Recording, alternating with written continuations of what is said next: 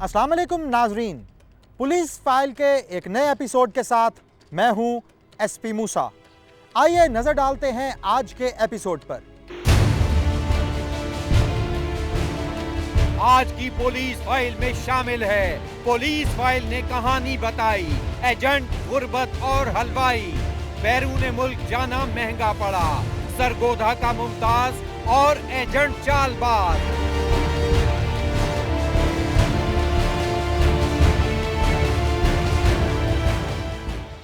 तेरा बाप कहाँ है रफीक? जो भी बात करनी है ना चाचा, मेरे साथ करनी है। तू बच्चा है हमारा, अपने बाप को बुला। अपने दुख बताने आया, आप बीती सुनाने आया। देखिए मेरी कहानी में। बीवी बच्चों का पेट पालने और अपनी जिंदगी के हालात बेहतर बनाने की ख्वाहिश में बहुत से लोग बैरून मुल्क जाने की कोशिश करते हैं और इनमें से बहुत से लोग हत्थे चढ़ जाते हैं ऐसे एजेंट्स के जो सादा लोगों को ब्लैकमेल करते हैं। ऐसी ही कहानी है मुमताज हुसैन की। कल के प्रोग्राम में हमने आपको हालिया के गुलाम मुस्तफा का केस दिखाया, जो मदीना मुनव्वरा एयरपोर्ट पर मुनशियात के कैप्सूल ले जाते हुए पकड़ा गया। उसी एयरपोर्ट पर खुद को सरेंडर करने वाले मुमताज हुसैन का केस आप देखेंगे आज की पुलिस फाइल में। ये सरगोदा का नवाही गांव है 125 शुमाली। इस टूटे फूटे और कच्चे घर में रहता है मोहम्मद मुमताज। 25 साला मोहम्मद मुमताज अपने इलाके में था हलवाई। इसी काम से वो किफालत करता था अपनी माँ, माजूर भाई, बीवी और 2 बच्चों पर मुश्तमिल घराने की। मुमताज दिन भर हलवाई का काम करता और कभी गर्म रोटी, कभी रूखी सूखी खिलाकर खानदान का पेट भरता। मुमताज ने सरगोदा और उससे मुल्हिका शहरों में काम तलाश करने की बेहद कोशिश की, मगर उसे कामयाबी हासिल नहीं हुई। दिन गुजरते रहे मगर गरीबी और तंगदस्ती अपनी जगह बरकरार रही। फिर मुमताज मियांवाली आ गया। यहाँ वो एक मिठाई की दुकान पर काम करता, रोज चंद रुपए बचाता और फिर घर भिजवाता। मुमताज हुसैन केस में आगे क्या हुआ ये हम आपको बताएंगे, मगर एक ब्रेक के बाद। ब्रेक के बाद देखिए, पहले मुल्क से बाहर फिर जेल के अंदर मुमताज के केस में फिर क्या हुआ।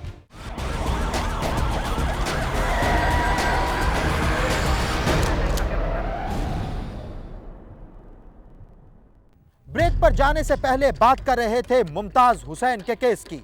इस केस में आगे क्या हुआ आइए देखते हैं।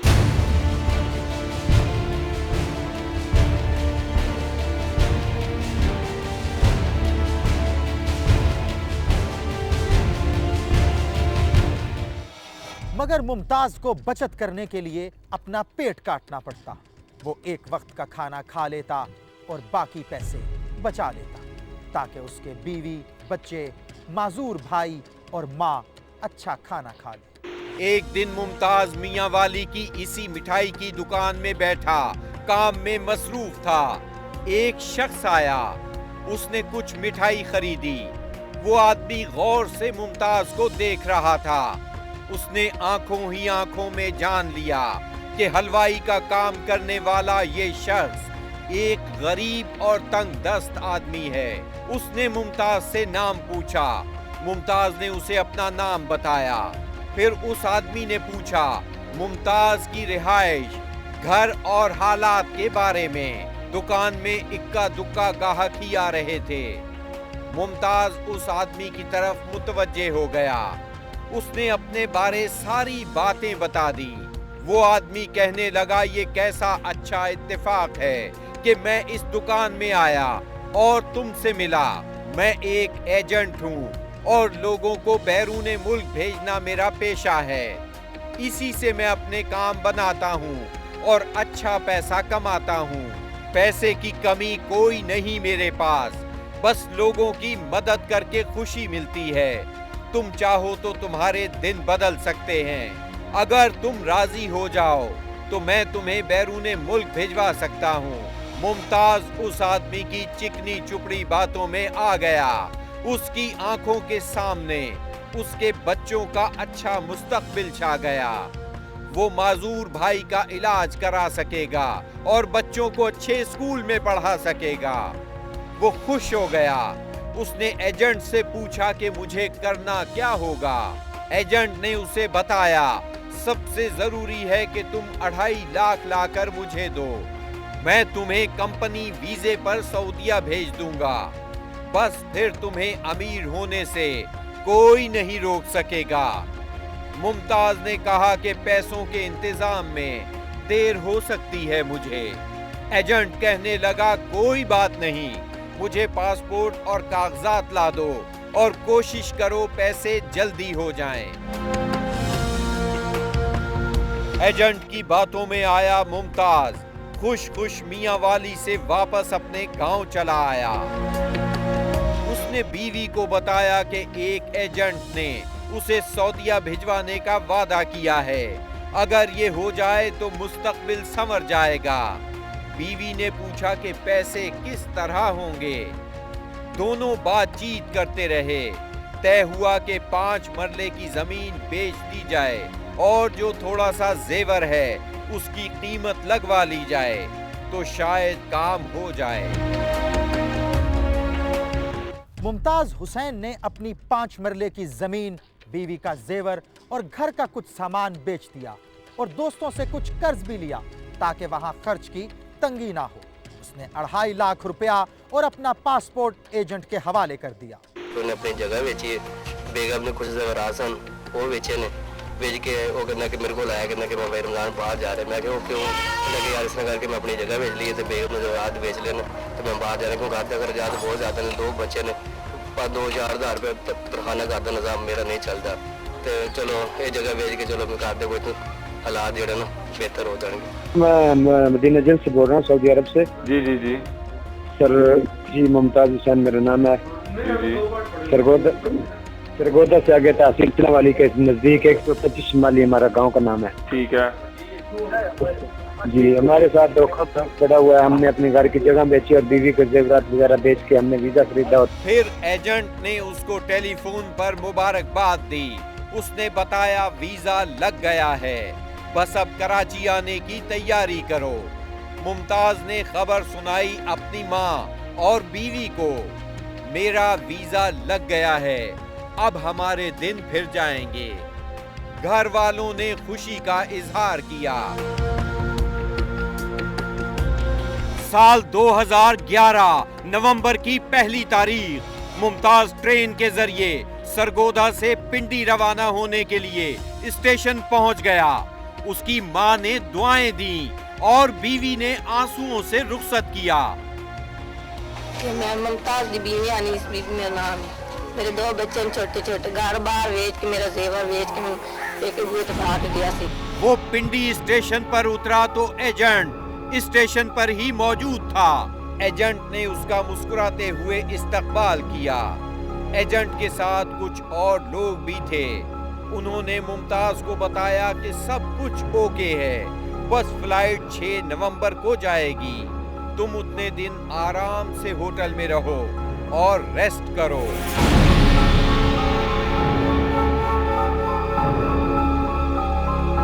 होटल के कमरे से मुमताज ने घर टेलीफोन किया और घर वालों को फ्लाइट का शेड्यूल बता दिया। 6 नवंबर 2011 मुमताज होटल के कमरे में सामान बांधे इंतजार कर रहा था एजेंट का। चंद ही घंटों के बाद उसकी फ्लाइट थी।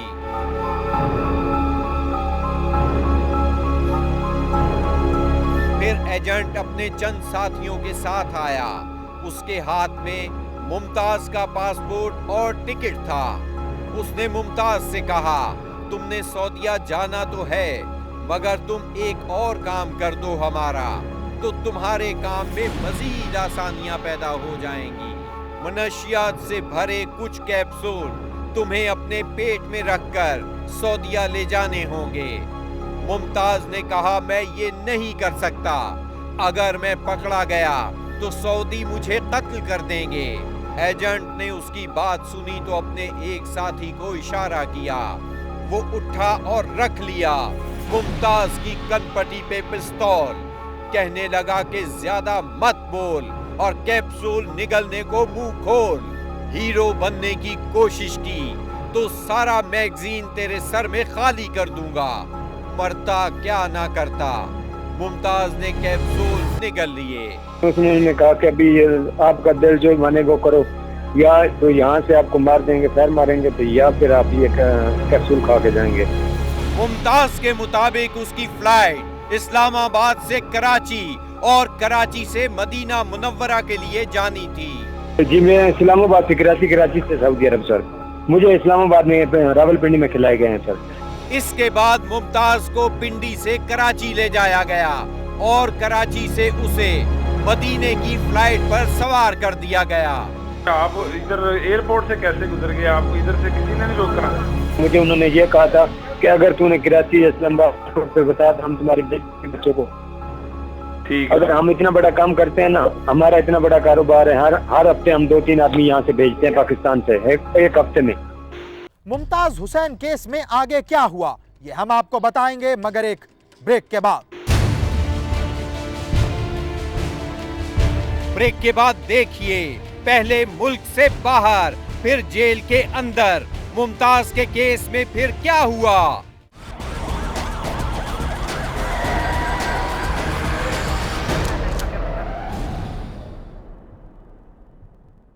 ब्रेक पर जाने से पहले बात कर रहे थे मुमताज हुसैन के केस की। इस केस में आगे क्या हुआ, आइए देखते हैं।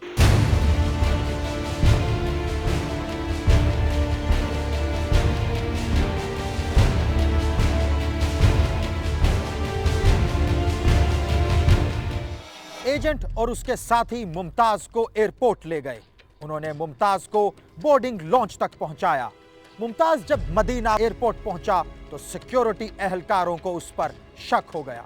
उन्होंने मुमताज की तलाशी लेना शुरू की, लेकिन उसने खुद ही सिक्योरिटी एहलकारों को सब कुछ सच सच बता दिया। सिक्योरिटी एहलकारों ने मुमताज को अपनी हिरासत में लिया। मदीना मुनव्वरा में फिर आप कैसे पकड़े गए वहाँ से? जैसे ही मैं उतरा तो लगा आगे गया तो पुलिस वाले को मैंने बताया कि मेरे पे गड़बड़ है, सुनता है। अच्छा, आपने खुद बताया उन्हें? हाँ जी। मुमताज हुसैन के मुताबिक उसके पकड़े जाने के 10 मिनट बाद ही गुलाम मुस्तफा भी उसी एयरपोर्ट से पकड़ लिया गया। ये जो मुस्तफा था इसने नहीं खुद बताया, ये वैसे पकड़ा गया? जी ये मैं उसके बारे में कुछ नहीं कह सकता, ये तो उसको पता, क्योंकि मेरे को पकड़ने के 10-15 मिनट बाद वो पकड़ा है। वरगला के कराची एयरपोर्ट से उत्थे क्या नहीं क्या कैप्सूल खा नहीं तो तेन उसे कत्ल कर देंगे। वो बेचारा अपनी जिंदगी के डर तो कैप्सूल उसने खाते नहीं, और जिस वक्त अगे एयरपोर्ट पे जाके उतरा तो तलाशी लाई गई तो उसने अरेस्ट कर लिया पुलिस ने। मेरा बहुत सादा इंसान से इस वजह तो सादगी नाल है, सादगी की वजह तो मतलब है वो बेचारा 5 महीने से मुमताज सऊदीया की जेल में है। 2-3 बार उसे अपने घर वालों से बातचीत का मौका दिया गया। अहले इलाका और दोस्त अहबाब उसकी शराफत की कस्में खाते हैं। किस्म का शरीफ इंसान सी है, किसी किस्म का किसी नाल कोई लड़ाई झगड़ा कोई लेन देन नहीं सी इसका, ना कोई नशा किसी किस्म का कोई इसकी बुराई नहीं सी। इसके विच इंतहा गरीब इंसान है, इस नाल ज्यादती हुई है, बहुत ज्यादा ज्यादती हुई है।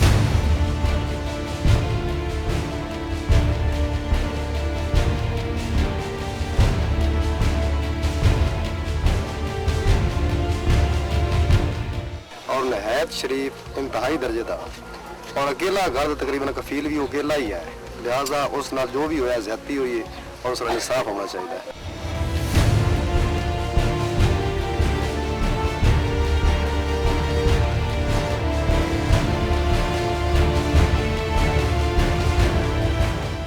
इस चाहते सारे इस चक वाले बंदे को पता है कि नहायत ही गरीब लड़का सी हो और बहुत शरीफ लड़का सी, किसी बंदे ने उसको कोई वादा घाटा हो इस किस्म का कोई उस यानी कि किसी ने ज्यादती नहीं की। लिहाजा मैंने इतनी गल का पता है कि वो अपनी गुरबत के वास्ते वो इतों अपने यानी कि वो घर के अखराजात इस तरह नहीं सन, जिस वजह तो वो इतों वीज़ा लैके चला गया और वो इस घर का बिल्कुल एक ही बंदा सी जरा कहना ओदा भाई एक मजदूर है, वो मंगन पिन्ने इथों गया सही। उसकी बीवी अनीस बीबी कहती है, मैं मुमताज की बीवी अनीस बीबी मेरा नाम है। मेरे 2 बच्चे छोटे छोटे, घर बार बेच के मेरा जेवर बेच के मैं एक बूत भाग गया सी। घर वालों और दोस्त अहबाब में से किसी को भी एजेंट के बारे में मालूमात नहीं है, क्योंकि मुमताज ने किसी को भी इस बारे में कुछ नहीं बताया था। बीवी ते जेवरात बेच के, घर के बर्तन बेच के, जो कुछ करके भी मसलन उस कोशिश की थी बाहर चला जाए, साढ़े भरा को हालात क्लियर कर सी। वो बाहर जाने की कोशिश की थी, इस तरीके नहीं पता पे कौन एजेंट है कौन साहब है। मसलन उसने कोई बाहर दे कोई एजेंट वालों से कोई तलाका है जो या वो गया बाहर, उसने इस तरीके भाई उसने सामने ही मालूमात एजेंट कौन है कौन नहीं है। जब इन एजेंटों के बारे में पुलिस फाइल टीम ने मुमताज हुसैन से बात की तो उसका कहना था, उसका नाम क्या था उन लोगों का? जी एक का नाम था मोहम्मद रमजान, जोराबाद का वो रहने वाला 107 शिमाली का, जो मेरा एजेंट था। ठीक है जी वो और उसके साथ वो अपना इकट्ठे काम करते हैं। एक का नाम इब्राहिम है, एक का नाम हाजी रमजान है, वो अपना मीठे टिमाने शहर के हैं। ठीक है। ये 3 एजेंट आपस में मिले हुए हैं, ये इनका कारोबार यही है। मुमताज का माजूर भाई भी चंद महीने कबल घर से निकला और वापस नहीं आया।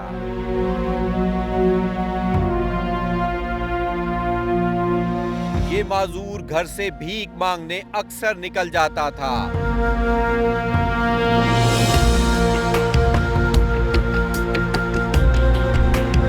और मुमताज उसे पकड़ कर लाता था।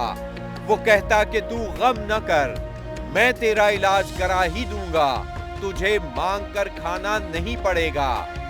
जब मुमताज जा रहा था तो उसने अपने भाई से कहा था, अब मेरे लिए अपना वादा पूरा करने का वक्त आ गया है। अब मैं सऊदीया जाऊंगा और पैसे भेजकर तेरा इलाज कराऊंगा। मगर भाई से वादा करने वाला जेल में सड़ रहा है। उसका भाई शायद हालात से मायूस होकर घर से निकला था। लोग कहते हैं वो भीख ही मांगने गया होगा, मगर वापस नहीं आया। मुमताज और उसी जेल में बंद हालिया के गुलाम मुस्तफा को जेल में मिलते हैं 150 रियाल। आपके पास पैसे कहाँ से आते हैं? जी मैं यहाँ काम कर रहा हूँ सर, आपका मैं खाना लेकर अंदर जाता हूँ। अच्छा, तो डेली मजदूरी मिलती है आपको? नहीं सर, डेली नहीं मिलती, 1 माह के बाद मिलती है, जब हुकूमत की तरफ से 150 रियाल मिलता है सर। उन्हीं में से देकर 10 रियाल ये दोनों अपने घर करते हैं कॉल। इसी तरह कॉल करके उन्होंने पुलिस फाइल टीम को बताया अपना हाल। जो रईसी लोग हैं वो जब जेल में आते हैं तो उनके पास होते हैं, हम अजनबी किसी के पास कोई मोबाइल नहीं है। अच्छा, कितने पैसे देंगे? 10-20 रियाल आप? जी मैं अभी तकरीबन 10 रियाल दूंगा जी। मुमताज की माँ इस्मत बीबी बेटे की तस्वीर लिए आसमान को तकती रहती है। उसका वाहिद सहारा शबे मुश्किल में है। कोई ऐसा रास्ता नहीं कि हुकूमत में से कोई इस बूढ़ी माँ की मदद करे। अहले इलाका है मुमताज के लिए सरापा एहतिजाज।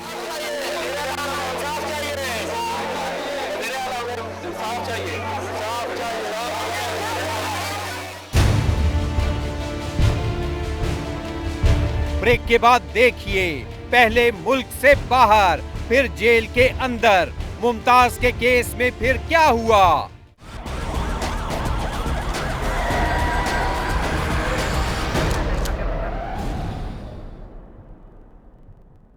ब्रेक पर जाने से पहले बात कर रहे थे मुमताज हुसैन के केस की। इस केस में आगे क्या हुआ, आइए देखते हैं।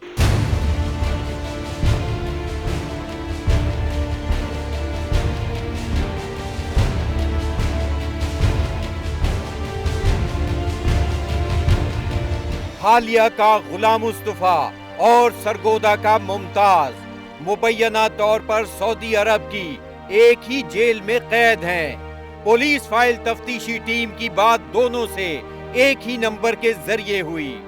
मदीना मुनव्वरा की इस जेल का नाम है सज्जन बीर अली बैरक नंबर 8। गुलाम मुस्तफा ने कहा था कि मैं और मुमताज एक ही फ्लाइट से आए थे। जी एक ही फ्लाइट में थे, लेकिन हम एक दूसरे को जानते नहीं थे, देखा हुआ ही नहीं था ये कौन है मैं कौन हूँ। एयरपोर्ट से जब मैं गया नो तो दो छुट्टे आया, एक मुंडा एक सरगोदा एक और ना मुमताज है ना, ये जहाज उड़न लग गया ना जी जी वो तो पता लग गया मेरे ना एक और जरा मुमताज है यूस मैंने वर्ल्ड पाया तो मैं समझा जी मैंने कोई होश नहीं। क्या उनकी बात सही है या इससे कोई मुफाद वाबस्ता है, अभी ये कहना क़ब्ल वक्त है। मगर सच है कि गुलाम मुस्तफा और मुमताज जैसे कितने ही लोग हैं जो एजेंटों की ब्लैकमेलिंग का शिकार हो गए। उन्हें कौन वापस लाएगा? क्या हुकूमत उनके लिए कुछ करेगी? बैरूने मुल्क जाने वालों और उनके अहले खाना की सहूलत के लिए पुलिस फाइल टीम ने खुसूसी बातचीत की तर्जुमान दफ्तर खारजा अब्दुल बासित से।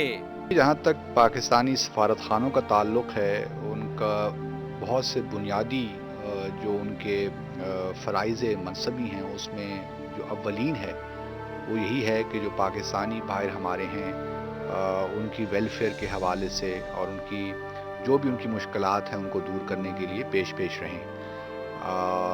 और अगर खुदा न खासा कोई पाकिस्तानी किसी मामले में वहाँ गिरफ़्तार हो जाता है तो उसके लिए हमारे कुछ सफारत खानों में, बड़े सफारत खानों में जहाँ पे पाकिस्तानी कम्युनिटी बहुत ज़्यादा है, वहाँ पे हमारे कम्युनिटी वेलफेयर अटैचेस भी होते हैं। अब्दुल बासित ने बताया कि बैरूने मुल्क पाकिस्तानियों को मदद फराहम करना सिफारत खाने की पहली तरजीह होती है। सफारत खाना देखता है कि जुर्म की नोयत क्या है, जुर्म है भी कि नहीं, किस किस्म की लीगल असिस्टेंस की रिक्वायरमेंट है। अगर कोई जेन्युइन केस है तो उसमें हम लीगल असिस्टेंस भी प्रोवाइड करते हैं। मीनवाइल हम उनका जो सफारत जो कैद शुदा लोग हैं उनका पाकिस्तानी उनके रिश्तेदारों से भी रब्ता कायम करवाते हैं। उनको और फूड की जिस किस्म की रिक्वायरमेंट कपड़ों की होती है वो भी हम प्रोवाइड करते हैं। लेकिन असल हकीकत दफ्तर खारजा के इस बयान से मुख्तलिफ नजर आती है। पाकिस्तानी सफारत खाना इधर आया था, मैंने उनसे बात की थी, लेकिन उन्होंने कहा था कि सऊदी अरब पहले अपना कानून पूरा करेगा उसके बाद बात करेंगे। उन्होंने कोई हमारी बात नहीं सुनी, बिल्कुल किसी किस्म की। कौन आया था वहाँ? मोहम्मद नसरुल्लाह, उसका नाम मोहम्मद नसरुल्लाह उसका नाम है सर। बैरूने मुल्क गिरफ्तार पाकिस्तानियों के लिए हुकूमत पाकिस्तान ने बनाया है ओवरसीज पाकिस्तान डिवीजन। सफारत खानों के तो नंबर हमारे सारे वेबसाइट पे मौजूद हैं।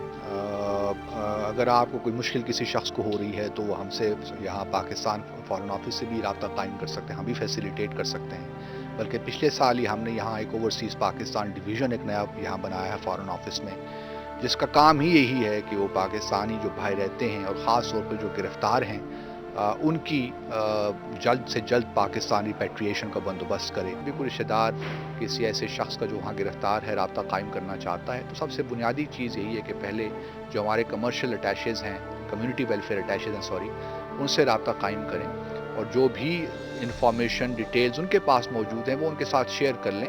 तो फिर उनकी ये फ़र्ज़ बनता है, ड्यूटी बनती है कि वो होस्ट गवर्नमेंट से रब्ता कायम करें।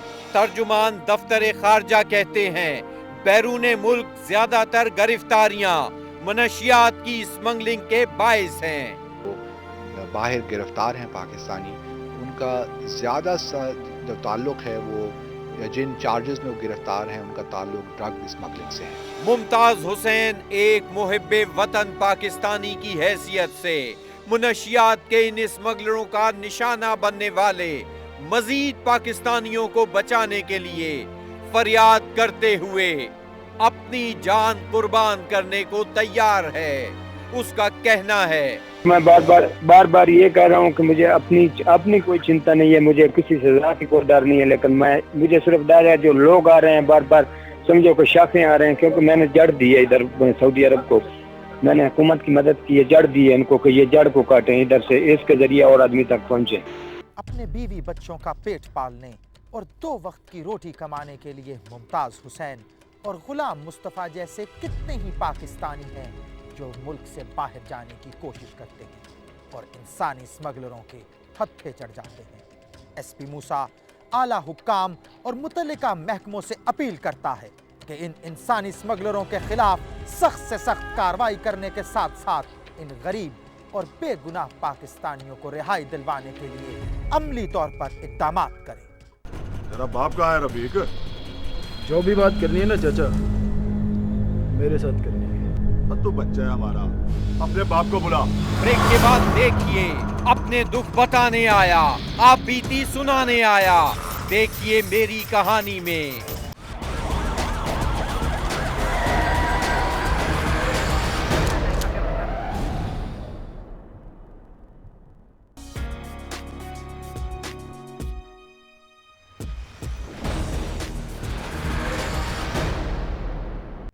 कुछ जुर्म ऐसे होते हैं जो इंसान करना नहीं चाहता लेकिन उस पर मुसल्लत कर दिए जाते हैं और फिर उसे जुर्म की दलदल में उतरना ही पड़ता है और यहीं से शुरू होती है बर्बादी की एक नई दास्तान।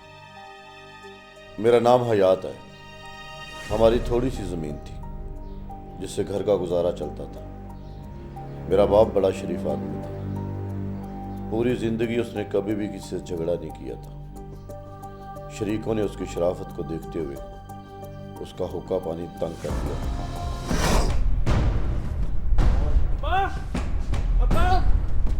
अब्बा, और क्या हुआ?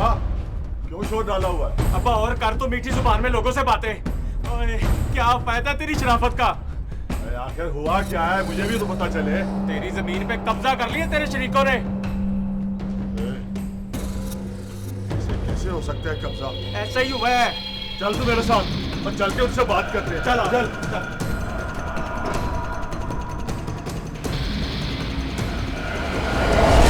मैं और मेरा बाप अपने ताए के लड़के से बात करने चले गए। मैंने अब्बे को समझाया कि पहले किसी को बीच में डाल लेना चाहिए, लेकिन वो शरीफ आदमी था। उसने कहा हम कौन सा लड़ने जा रहे हैं, पहले जाकर बात ही तो करनी है, खुद कर लेते हैं।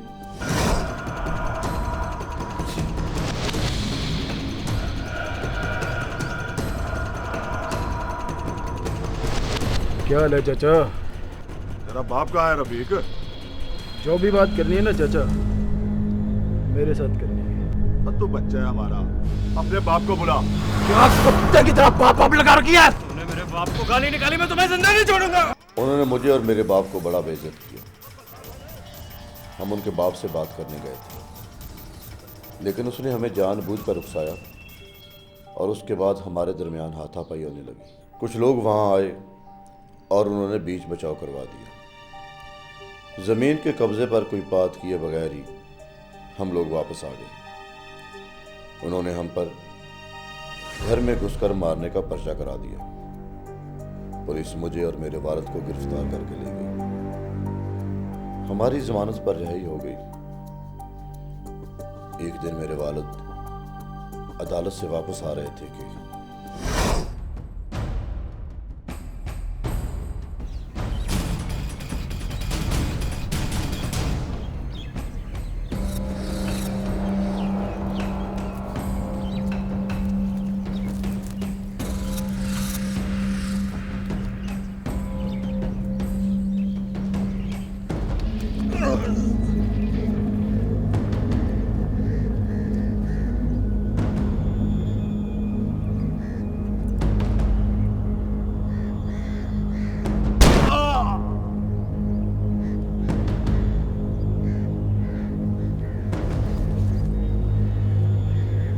उन्होंने मेरे बाप को मार दिया। मेरे बाप का कसूर सिर्फ इतना था कि वो अपनी ही ज़मीन का कब्ज़ा शराफत से छुड़ाना चाहता था। मैंने कत्ल का पर्चा रफ़ीक और उसके ख़ानदान के बंदों पर करवा दिया, लेकिन ख़ानदान वालों ने हमारा साथ नहीं दिया, बल्कि उन्होंने भी रफ़ीक और उसके ख़ानदान वालों की सपोर्ट की। तेरी तो मत मारेगी अम्मा, ऐसा कैसे हो सकता है? पुत्र, 5 जवान बहनें हैं तेरी, सोच उनका क्या बनेगा। और ये लोग जो मुझे सारी उम्र ताने मारते रहेंगे कि जमीन के पीछे बाप का खून छोड़ दिया, तब मैं क्या करूंगा? कोई ताने वाने नहीं देगा। मेरी बात गौर से सुन और जो मैं कहती हूँ ना पुत्र वो कर। मेरी बात गौर से सुन। अपनी माँ के कहने पर मैंने उन्हें माफ कर दिया।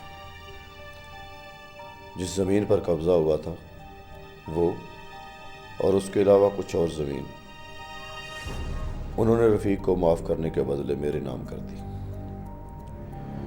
इसके अलावा मुझ पर बनाए हुए मुकदमात भी खत्म करवा दिए। जब रफीक बाहर आया तो उसका और मेरा आमना सामना हुआ।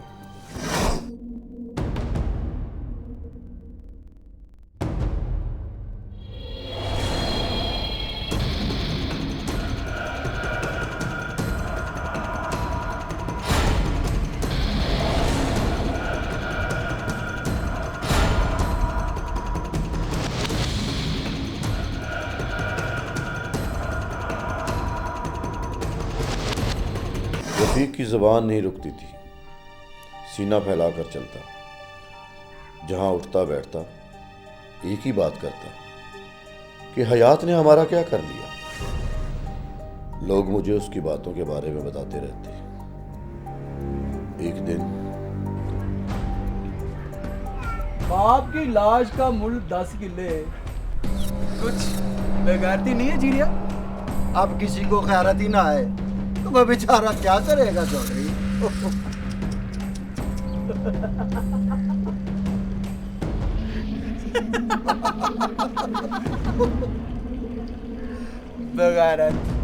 मैं उस वक्त उनसे उलझ सकता था, लेकिन मैं चुप कर गया। उस वक्त उनके मुंह लगना कोई अक्लमंदी नहीं थी।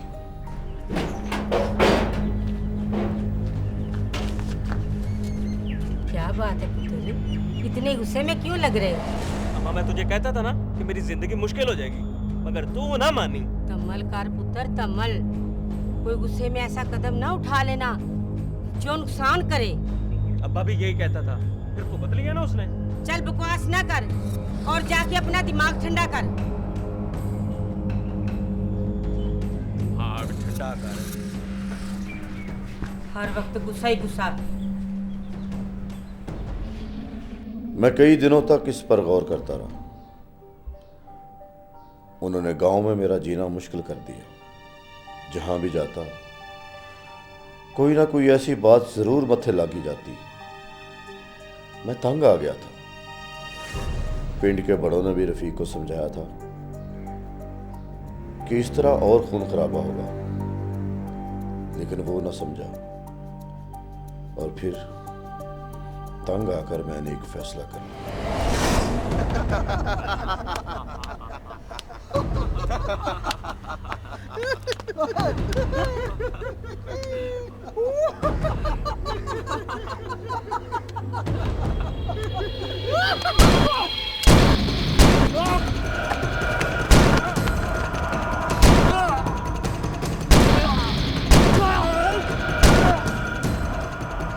मैंने रफीक को हमेशा के लिए खत्म कर दिया।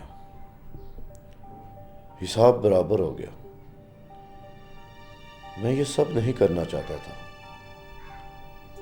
मैंने सुलह इसलिए की थी कि मजीद खून खराबा ना हो, लेकिन वो बात बात पर मुझे इश्ताल दिलाता रहा और बुराई का अंजाम बुराई पर ही खत्म हुआ। उन्होंने मेरी जमीनों पर वापस कब्जा कर लिया। अब मैं जेल में हूं और सोचता हूं कि अगर मैं अपने गुस्से पर काबू रखता तो शायद आज मेरी माँ और बहनें दर बदर की ठोकरें ना खाती। किसी को इश्तियाल दिलवाकर जुर्म पर उकसाना खुद भी एक जुर्म है, जिसकी सजा कभी न कभी जरूर मिलती है। माफ कर देना और जुर्म से बचना ही एक अच्छी तदबीर है। अगर आपके साथ भी हुई है कोई नाइंसाफी या आप गवाह हैं किसी जुर्म के, तो खामोश मत रहिए, बोलिए, अपनी कहानी सुनाएं। एसपी मूसा को बताएं। हमें एसएमएस करें, PF लिखकर स्पेस दें, अपना पैगाम लिखें और 3031 पर हमें भेज दें, या हमें ईमेल करें। हमारा एड्रेस है policeFile@dunianews.tv, या हमें खत लिखिए। हमारा पता है program police file, PO box number 500 Lahore. अपना और अपने इर्द गिर्द रहने वालों का ख्याल रखिएगा। आपसे मुलाकात होगी पुलिस फाइल के अगले एपिसोड में। तब तक के लिए एसपी मूसा और उसकी इन्वेस्टिगेशन टीम को इजाजत दीजिए। खुदा हाफ़िज़।